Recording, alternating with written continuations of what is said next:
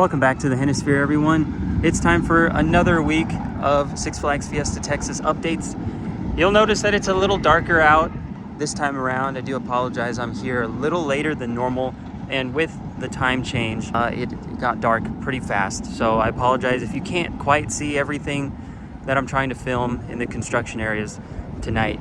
I will do my best to be here when it's brighter outside in the next couple of weeks. But we have major updates on the new DC Universe area. Mainly the monorail cars and trains are in the park now, and at least one of them is on the track. So I can't wait to see that.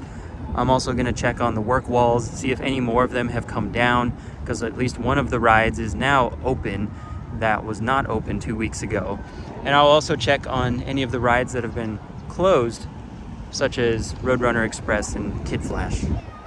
Over here in the parking lot, we have a lot of new developments. We can see a Bobcat and a forklift over there. And the biggest thing, however, is there are no monorail cars at all. They have all moved inside the park. Lots of progress has been made, and you will see shortly where they have ended up. There's that corrugated steel right there, as well as those things that look like misters. I still don't know what they are, but it is hard to see because it is dark out. Further over here, there's a pile of fencing. I'm not sure if that was here the whole time and they just collapsed it in the parking lot, or if it was some of the work walls that were in the park and now they're right here. Further down, there's more of the pieces that were used in shipping the monorail trains and cars, and more corrugated steel. But with that, let's go see where the monorails ended up. I might be missing something from the last couple of months, but these lights look like they are up for a holiday in the park. I believe these are put up recently. I do not remember seeing these on the previous weeks that I was here. Zaragoza looks really good back there with all the red.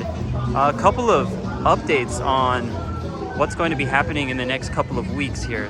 Tonight, November 3rd, is the last day for Fright Fest. On November 9th, next Saturday, the park will be closed for a private event. I'm not sure what event that is, but if you are going to it, please let me know in the comments. I'd be curious to know if it's for a company or for something else.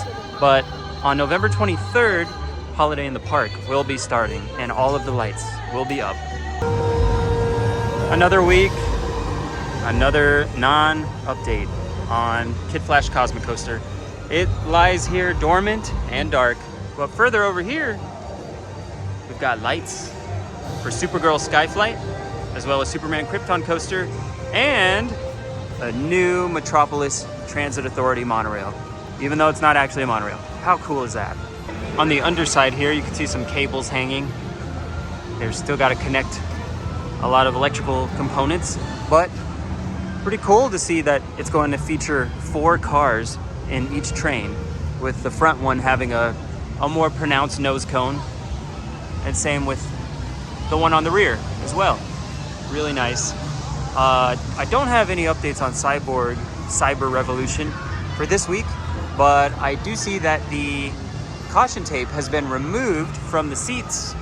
It might have been testing this week, I'm not 100% sure, but there is significant progress on the station/maintenance area for the Metropolis Transit Authority.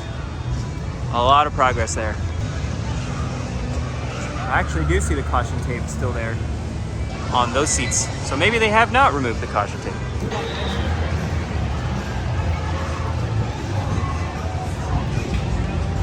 There is a couple of work walls up here in front of the Penguin ride. I cannot get as close as I was the last couple of weeks to see how the track is progressing, if they've finished all of the land clearing and whatnot. The Shazam drop tower looks like it is in the same state that it was before. Here's another angle of the station for MTA, for Metropolis Transit Authority. Some of the best light packages in any park right here. How amazing does Joker look?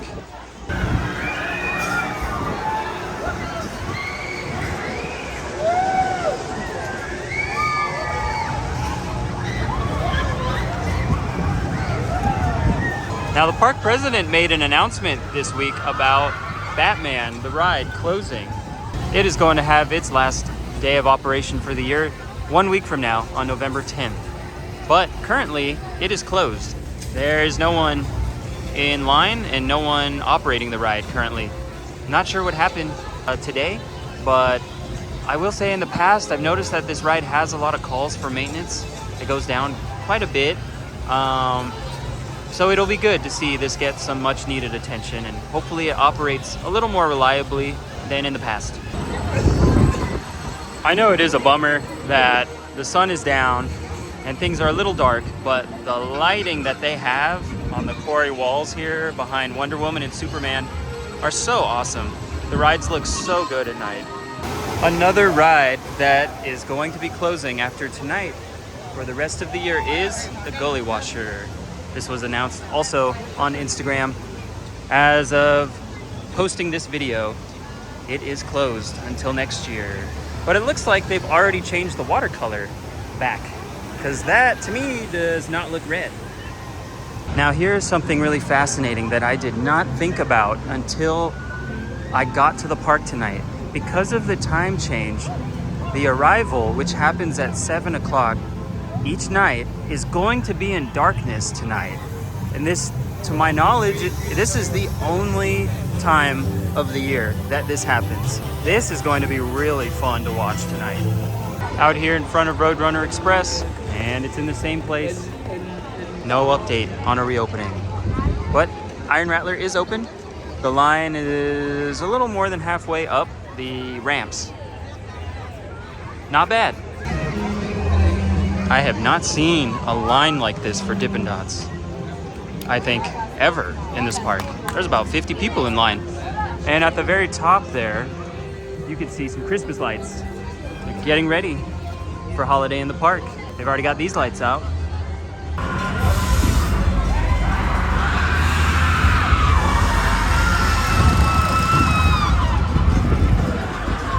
Ladies and gentlemen, your attention please. Now arriving in Cracked Axle Canyon, the Six Flags Fiesta Texas Railroad. And your worst nightmare. You are now on this terrifying scare zone. Get ready as we are about to unleash the creatures of the night. It is time for life.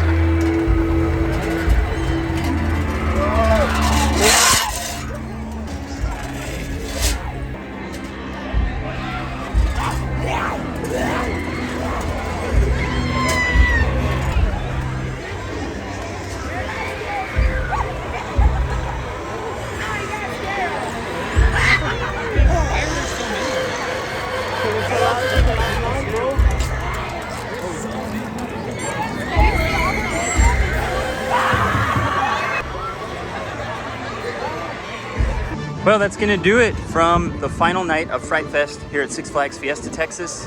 Again, next Saturday, the park is closed for a private event. And then on November 23rd, Holiday in the Park will be starting, and all of these Christmas lights and more will be on full display. Can't wait for that. It's such a beautiful time of year. I just hope that the weather starts to turn, because we're still 80 degrees every day here. And just last week we were 90 degrees. It's so hot and sweaty. Holiday in the Park, though, should bring with it the cooler temperatures. Maybe not winter, but at least fall here in Texas. And check back for more updates from this park on all of the rides, closures and reopenings every Monday around 5:45 p.m. Central Time. And at some point I will get around to making coaster rankings. But other than that, there's one more thing I want to talk about. That being King Ka and Green Lantern at Six Flags Great Adventure apparently closing very soon, as in maybe this month they will be closing and never reopening again.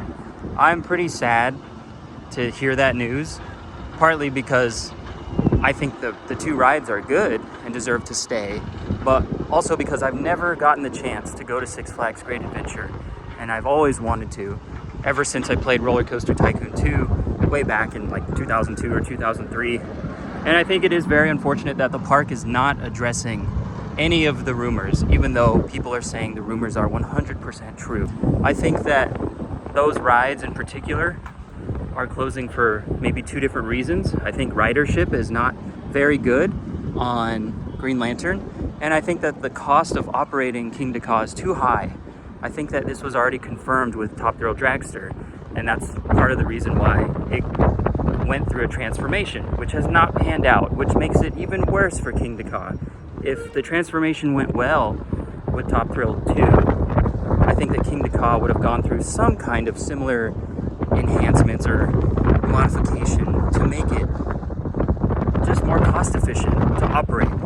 But that has not happened, and I'm not surprised, I guess, that they're closing that one. So that is a bummer. My only thing for Six Flags Great Adventure is if they're not going to provide us with the bad news to confirm that the rides are closing, I would love to see the park give us some good news. Tell us that something new is coming instead. You don't have to give us the bad news, but tell us that one or two new coasters are coming in the future that will be on an extreme thrill level, similar to a Strata coaster. That's all I ask. Anyways, that was another day in the Hennisphere.